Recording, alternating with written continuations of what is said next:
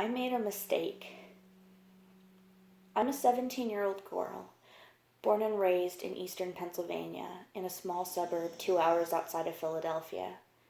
I'm supposed to graduate in the coming May. I'm not sure I'll make it, though, until graduation. It was just a stupid game. It was only supposed to be for a cheap thrill and a laugh or two, and I guess I thought I was edgy. That's the thing angsty teens are supposed to be, right? So when I saw that old Ouija board on the game shelf at 2nd and Charles, I thought it was a good idea.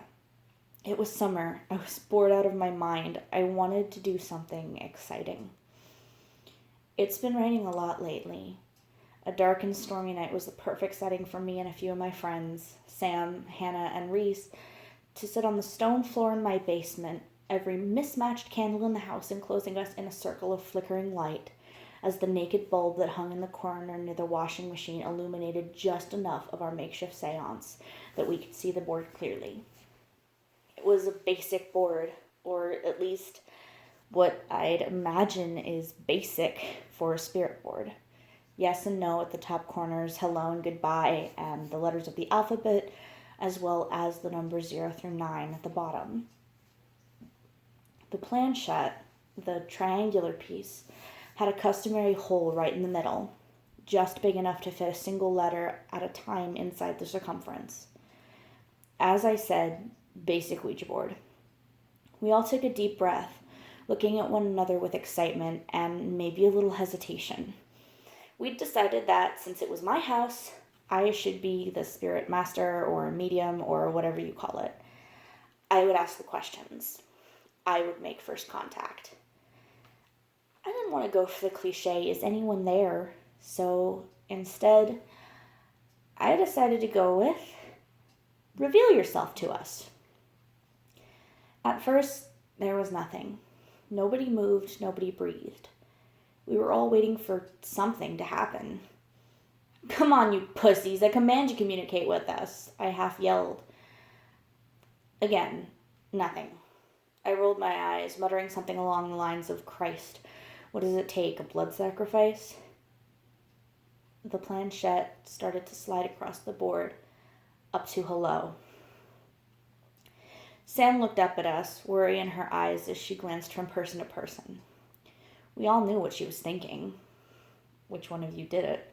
Was the look in each of our eyes. Finally, Reese spoke up. Prove you're real. Make something move. She smirked at us, challenging us to move and prove this spirit was just one of us praying a plank. Her smirk faded as her gaze focused behind Hannah, who was sitting the closest to the area with the washing machine. We all turned our eyes to the now swinging bulb in the far corner of the room. It's windy outside, and this stupid basement is drafty. Sam finally spoke up, her lightly shaking voice betraying her brave words. Hannah just nodded, more hopeful than convinced, I think. She was always the quietest of our group. Oh, come on, we need something a little better than that, I challenged. The bulb stopped swinging and began to flicker. Within seconds, it died with a loud, sharp buzz. I rolled my eyes, grabbing my phone from the floor beside me and telling everyone to stay put as I replaced the bulb. I switched on my phone's flashlight, the beam hitting the poor Hannah's eyes immediately as I stood up. I muttered an apology as I stepped past her. I'm sure that Sam and Reese's eyes had adjusted by now as I opened the cabinet over the washer and pulled down a box of spare bulbs, selecting one and turning around to undo the dead bulb. It burnt my fingers a little when I went to twist it, and I breathed a quiet curse as I shook my hand, trying to lessen the sting on my fingertips. I took a moment, tested the bulb again. It was still warm, but not hot, so I wrapped my hand around it once more, freeing it and placing the useless thing on the center of the washer. After a few minutes, the new bulb was in and flickered to life. Nobody moved, and just as I went up to pick the old bulb and toss it into the nearby lint bag we kept hanging near the basement stairs, it rolled off the edge of the washer, shattering as soon as it hit the floor. Son of a bitch, I growled. Reese and Hannah stood up, looking concerned. I assured them it was fine. I've got it. I don't want anyone getting... A piece of glass I was picking up had cut my finger. It wasn't a big cut, but it did sting like hell. Reese rushed over, asking if I was all right as Hannah and Sam stayed back by the board. Hannah was starting to panic at this point. She swore it was because of the ghost we were talking to. Sam was telling her it was nonsense and that I was just a klutz and that no ghost was there. Reese and I had just cleaned up the last of the glass when we heard Hannah shriek. The planchette had moved off hello and was resting in the blank center of the board. I'd mocked it, telling Hannah she was very crafty, moving the planchette when nobody was looking. I'd blamed her. Hannah swore up and down she had nothing to do with it, but like the assholes we are, the rest of us said she was a bad liar and continued to accuse her. Of course, she eventually got fed up and announced she was leaving as she stomped up the stairs. We heard the distant sound of my front door slamming shut. I guess she was walking home in the rain. Sam said something about Hannah being a drama queen and insisted we get back to the game. Reese and I were happy to oblige. Hannah's house was less than a block away, so none of us were worried about her as we returned our fingers to the planchette. The blood had stopped almost immediately after the cut, but it stung a little to put pressure on it. Sure, I could have just used my other hand, but I'm stupid like that and decided not to. Okay, I began. So if that was you, super convincing, I'd said in my most sarcastic tone. Reese and Sam snickered, and it inspired me to push even more. What's next? Are you going to take a bedsheet and run around here yelling boo? All three of us laughed. The planchette shot to no, and our laughing silenced. It continued to move from letter to letter as we placed together the words whatever this was spelling. Proof. Given. Blood. Given. Stay. The planchette slid to the empty section of the board again, and we all looked at each other in horror. Suddenly, this wasn't a game anymore. Suddenly, it had started to feel very real. Okay, I'm done. I'm out, Sam said as she had taken her hands off the board and stood up. Her hands were raised above her head as she turned towards the stairs. She announced that she'd had enough creepy for one night and was calling her mom to pick her up as she slipped the phone from her back pocket and headed up the stairs. Reese and I shared a glance before deciding that we'd had about as much as we could take too, and blew out the candles, packed the game up in its box, shoved it onto a dusty shelf, and followed Sam upstairs. The rain was still coming down in sheets. It sounded like it was beating against the roof as we closed the basement door. Sam had just hung up her phone, turning to look at us with nervous eyes. She'd asked if I was going to be okay, and I nodded, asking her the same. She said she'd be fine and that she wasn't going to let a stupid game freak her out. I could tell she was lying, but I didn't press it because I was lying too.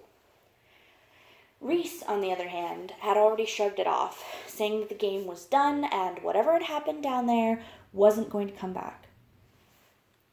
I'd wished she was right. By the time Sam's mom picked her up, it was already 11:30, and Reese had already told her mom, when she'd come over, that she was staying the night. I was glad for the company, honestly. The rain hadn't ceased, but the sound had become comforting. Reese and I were laying in my bed, and as she snored softly, I still couldn't get the words the board had spelled out of my head. Stay. I wondered what that even meant. It was telling me to stay and talk to it, I decided, since by that time I had already begun thinking I was going to end the game. The ghost, could have known that, right? I'd hoped so. Around 3 a.m., I woke up to what sounded like scratching. I guessed it was my dog, Sadie, an old German shepherd. She'd do that from time to time when she wanted to sleep in my room. I carefully climbed out of bed, tiptoeing over to the door to open it and let her inside. When I opened the door, however, the hallway was empty. I poked my head out, whispering for my dog, and heard the jingle of her collar from down the stairs. I was waiting a few moments while she made her way up to the bed. I gave her ears a scratch as she came in, closing the door behind her and quietly sliding back into bed. Sadie laying on the floor beside me. It didn't occur to me that she was too far away from my room to have scratched at the door and gotten downstairs before I opened it. I guess I was too tired to realize. The next morning, everything was going normally. Reese had gotten her things together after breakfast, called her dad to pick her up. I'd watched her go, waving to her before heading back inside. My mom and dad had already left for work, as it was about 10 a.m., so it was just me and Sadie. As I headed towards the computer and the stairs, I called for my dog, expecting her to come up and sit with me in my room while I messed around on my computer. Sadie came to my side, and then her head turned and her ears pressed against the back of her head. She uttered a low growl in the direction of the basement door. Now, Sadie was protective and had been known to growl at people walking in front of the house from time to time, but she'd never growled at nothing. I pet her softly before carefully and slowly making my way over to the basement door. I'd pressed my ear against it, trying to hear if anyone was down there. Silence. I took a deep breath, taking the baseball bat from the closet and slowly opening the basement door. It made the tiniest creak as it opened widely, but besides that, there was no sound. The basement light was off, so I flicked the light on, calling down the basement stairs and announcing that I was armed. The stairs weren't solid, and I wasn't about to risk climbing down there in case there was anyone hiding behind them ready to grab my ankles as I descended. Sadie continued to growl as I opened the door, but she didn't race down the stairs. In fact, she started to back up, barking and snarling as she did. I closed the basement door, running and grabbing a chair from the kitchen to wedge against the doorknob, and then I called my dad. My dad rushed home from work, checking the basement and the rest of the house. There were no signs of a break-in, and nothing had been moved, not even the candles from the night before.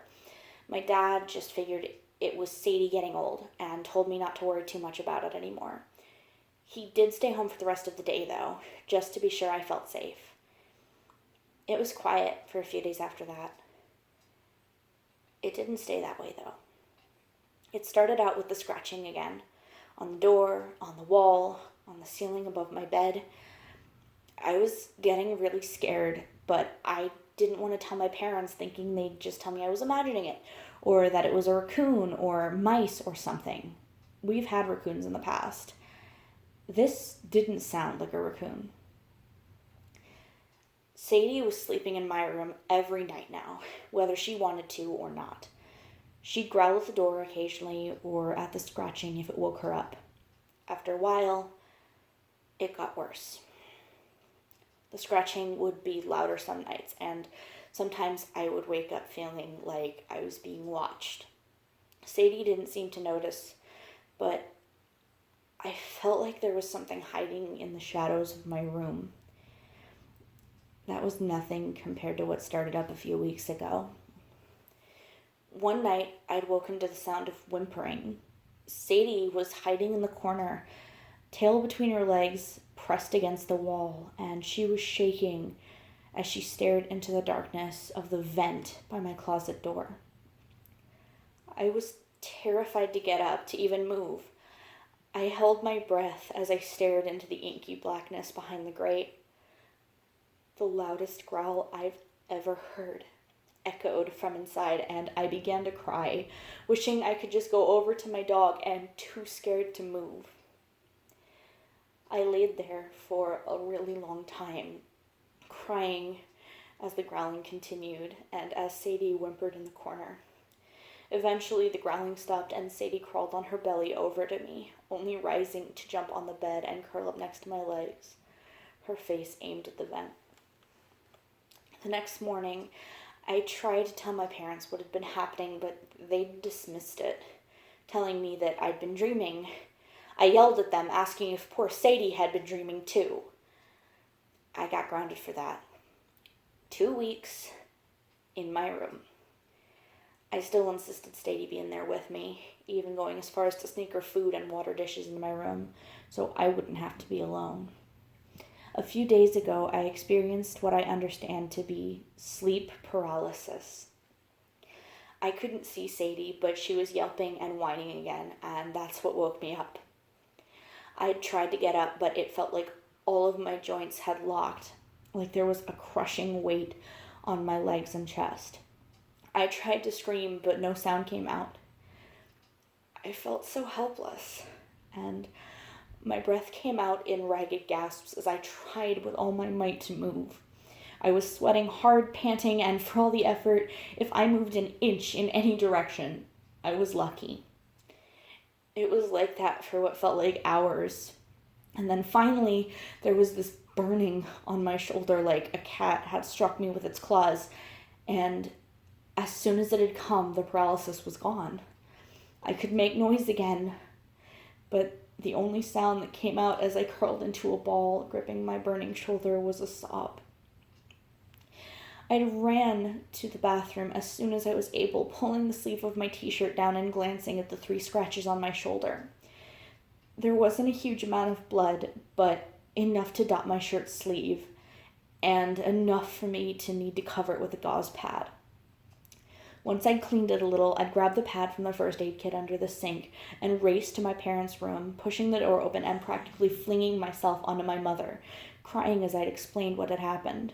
I showed them the scratches, and they looked at it and shared a concerned glance before my father finally spoke up.